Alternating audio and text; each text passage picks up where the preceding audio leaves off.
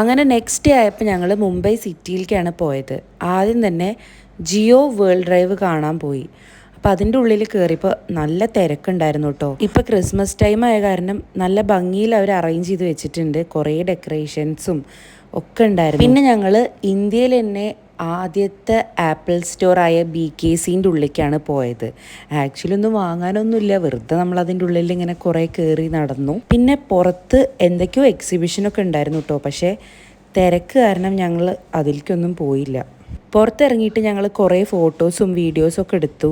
പിന്നെ Christmas tree പോലെ ഓരോ സംഭവങ്ങളൊക്കെ സെറ്റ് ചെയ്തിട്ടുണ്ടായിരുന്നു. പിന്നെ ഞങ്ങൾ ഫുഡ് കഴിക്കാൻ നേരെ കേരള കഫേയിലാണ് കേട്ടോ പോയത്. അവിടുത്തെ സ്റ്റാർട്ടറായിട്ട് അവർ നമ്മളുടെ പപ്പടമാണ് തന്നത്.